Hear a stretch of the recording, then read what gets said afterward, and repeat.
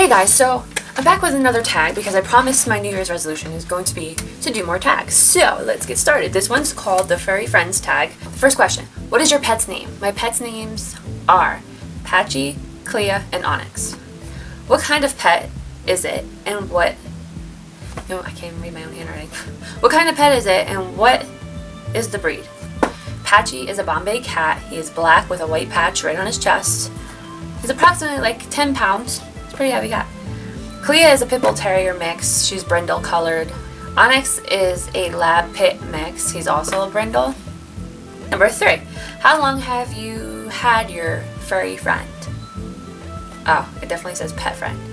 Duh. I've had Patchy for 10 years, Clea for 5 months, and Onyx for 4 months. 4. How did you get your pet? How did you get your pet? Alright, starting with Patchy. Patchy was a kitten. My sister bought him from a breeder for $50, and she successfully snuck him past my father and our 2 dogs at the time, Lucky and Tiny, and we've had him ever since. That was, I want to say 2006. Okay, next. Clea.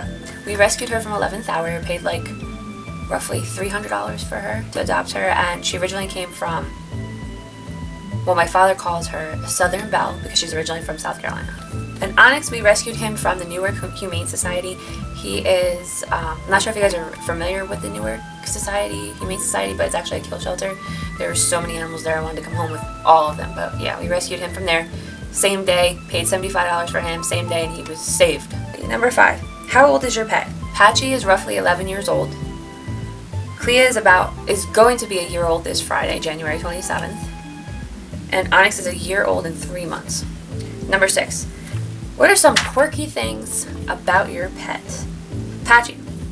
Patchy is a talker. He will talk your ear off. Half the time, I'm not even listening. And then he jumps up to my eye level, grabs my face with his paws, and says, "Are you listening to me?" No, just kidding, guys. And he jumps up to my eye level to get his point across that he's hungry.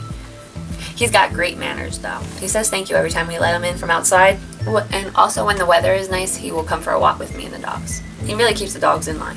Clea is the attention seeker, the lover, and the kisser. Oh, and she likes food like her mom.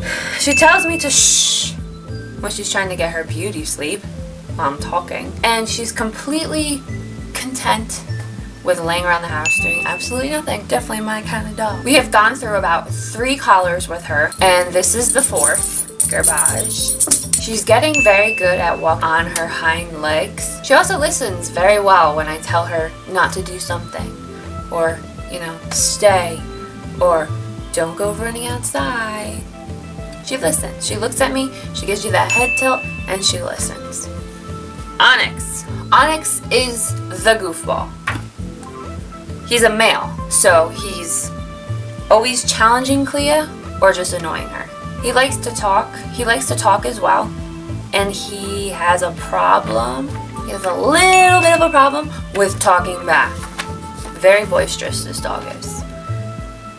And just like a male, he pretends to listen to what I'm saying and then do the complete exact opposite of what I told him to do. Number 7. What does your relationship with your pet mean to you? My relationship with my pets means to me is they're not just a pet, they're family.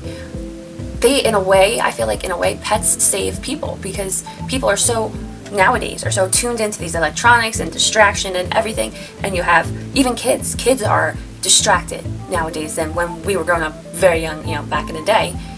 I feel like pets keep everyone grounded. You need to have a pet in your life. Keeps you grounded. Reminds you of the humble things that we take it for granted nowadays, like going for a walk, taking a breather, stepping away from your phone, step away from the tablet, step away from the computer, like the TV, and just go for a walk. Because you can't sit down, because I bet you this would happen, you can't sit down and watch TV with dogs, like you can do with your kid. Dogs don't watch TV, you can't bond with them like that. The only way to bond with an animal is to take it out, the things that animal loves to do, and those are like the simplest things.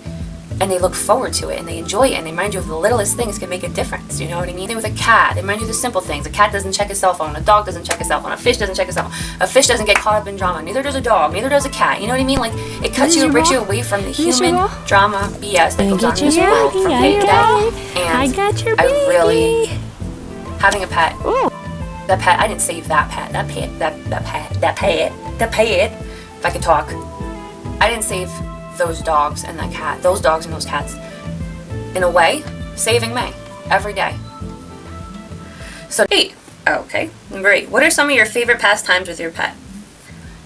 Some of my favorite pastimes. Well, we have Patchy lurking in the dark and going on his like frisky spree where he starts running like he's running from something chasing him, and he'll climb a tree while I'm taking the garbage out, and all you hear is up the tree, and you can't see him because he's dark, and it's dark out, and he's black, you know, and then you just freak out.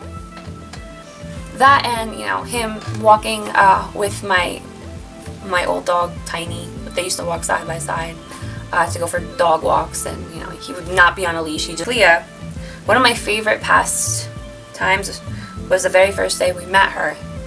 The very first day we met her, she looked very scared, very sad, and like, I don't know, it was weird. We just kind of connected in that way. She kind of reminded me of my dog, my old dog that passed away after 16 years.